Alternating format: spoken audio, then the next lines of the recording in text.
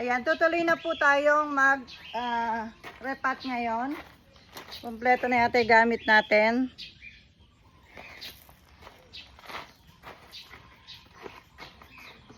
Okay, sure na may butas. So, tutuloy na natin to. Napakalaki naman pala ng panalo ko. Lalaki ng butas mo.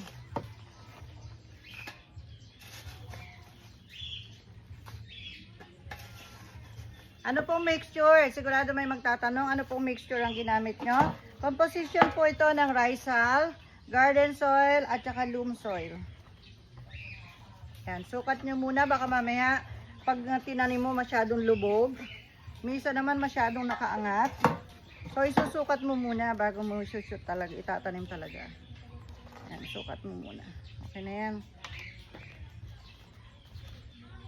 So ganito lang ang ginagawa namin.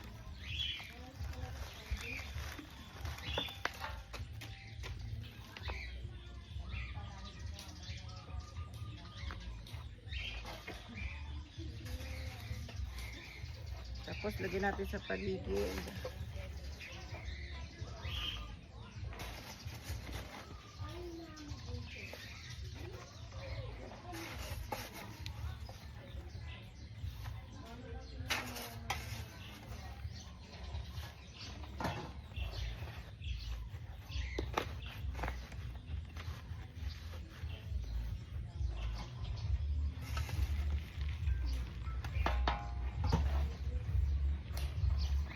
Okay na, nakaisa na tayo.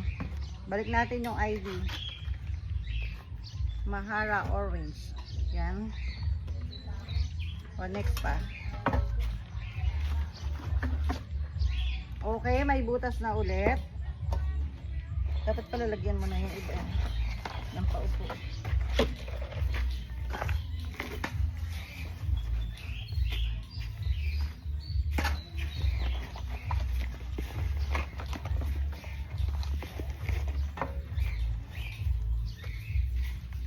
Yan, ito yung sinasabi ko sa inyo na sobra-sobra. Kailangan medyo nakalubog naman.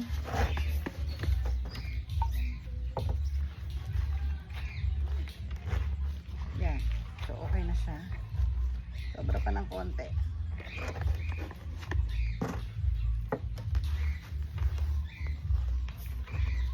Yan, sakto na.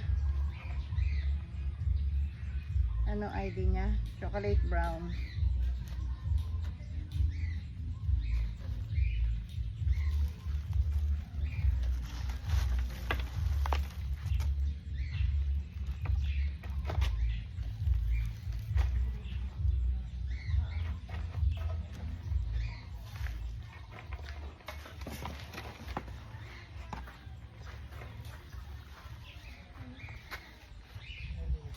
Pakibaba mo muna dyan.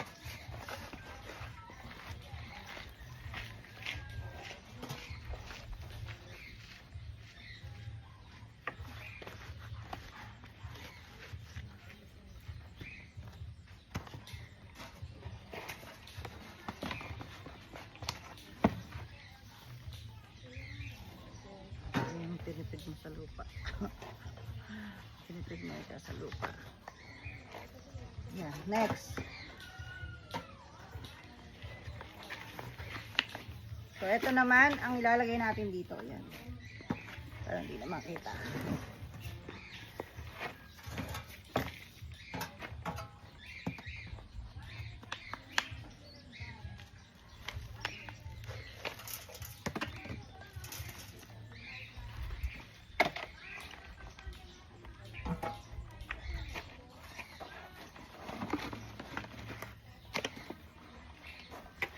Ingatan po na masira yung root balls, ang tawag doon. Yung lupa na nakapulma sa supot. Iwasang masira yon pag hindi mapuputulan ng ugat. Posibleng maging dahilan ng pagkamatay. So, ingatan ang pagre-repat para hindi mamatay.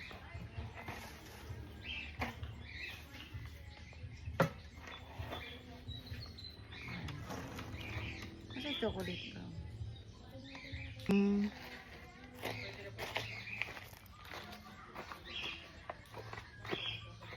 Wait na lang, konti na lang. O, ayan, nakakatatlo na tayong na irerepat. Konti na lang to, mayayari na.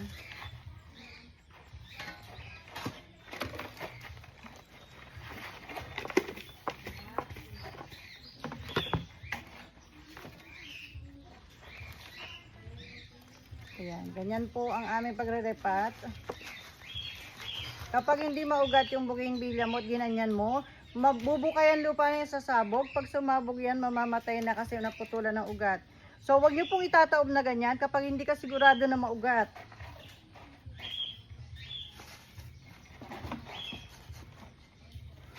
Kaya kapag bagong bili pa lang, wag niyo munang itataob ng ganon. Palakihin niyo po muna. Mga 1 month sa inyo. Mga 1 month sa'yo, pwede mo nang itaob ng ganon. Kapag kabibili pa lang, wag muna, delikado.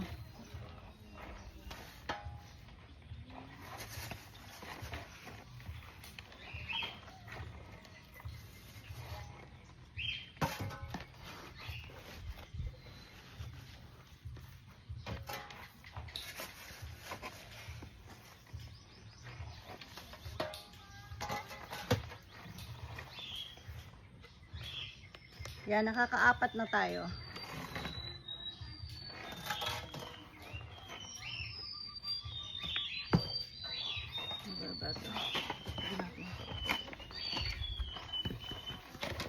Kung itatanong nyo saan ko nabibili itong pansalo ko na stainless, sa TikTok po. Ayan, nag-affiliate po tayo ngayon sa TikTok. Meron akong ganito. May products akong ina-affiliate na ganyan sa TikTok. Ginagamit yan sa pagre-repat or pag lalagay ng lupa sa mga plastic seedling bag.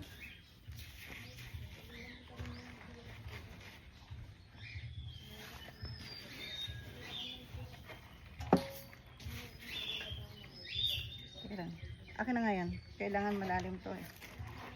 Palit mo. Kailangan malalim yung lupa kasi tagilid eh. Laliman mo pa. Bawasan mo pa yung lupa. Kasi tagilid yung sanga para maitayo natin.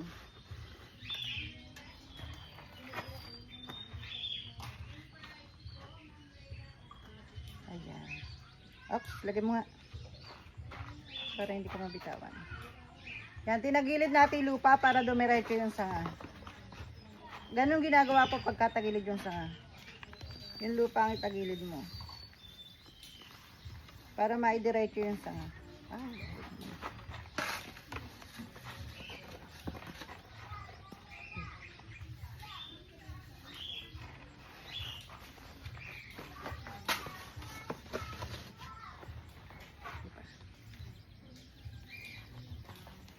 Okay.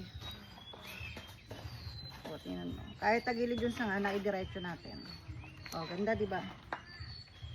O, last two. Baba, mataas. Babasan mo.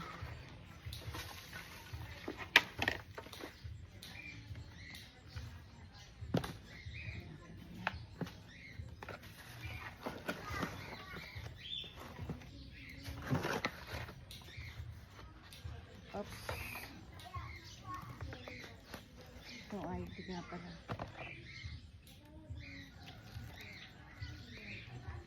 Iwasan na magalaw yung lupa. Hindi siya pwedeng sumabog. Uulitin ko kapag kabibili lang, huwag niyong gagayahin ginawa ko ha. Delikado po yun, baka mamatay. Hintayin niyo munang lumaki, mga 1 month mong alaga bago mo itagilid ng ganun. Ito po kasi napili ni Madam ay medyo maganda na, maugat na. Okay, tama. Kaya pwedeng ganun.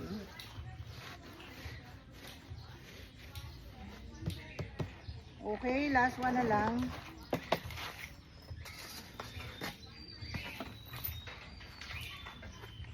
Baba mo nga muna, di ba kita ginagawa ko.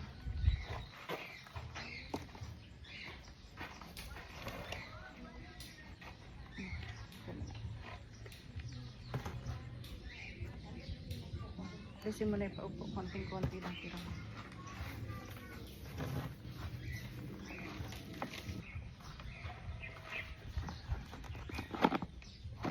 Sumobra sobra. Dagdag pera ng lupa ako.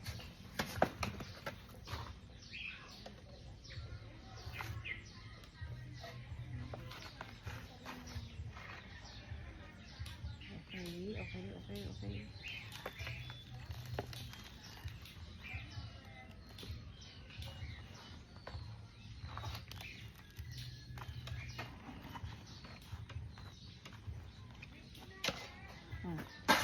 Lagay.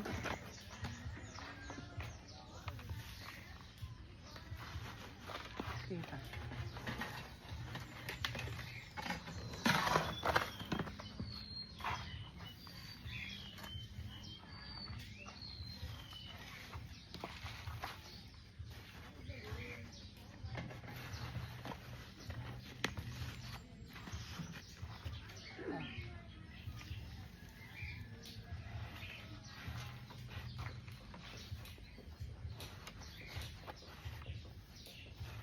Okay, nasa yung ID natin.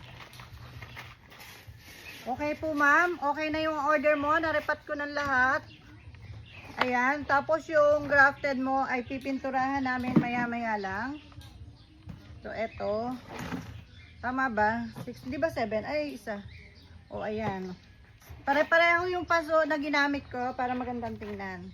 Ayan, kung magkano i-add natin na presyo, check ko po muna kung magkano yung presyo ng paso, and then yung mga ginamit natin na rice hull, tapos garden soil and loam soil.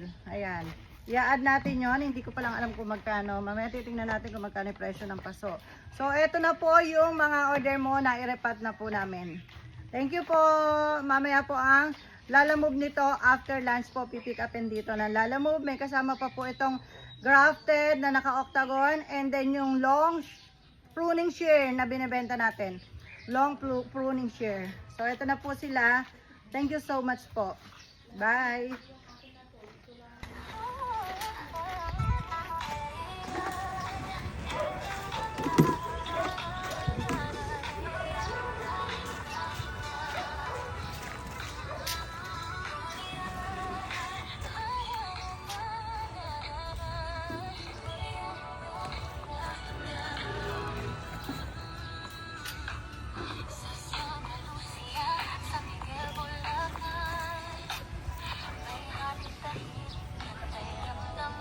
Yan, thank you.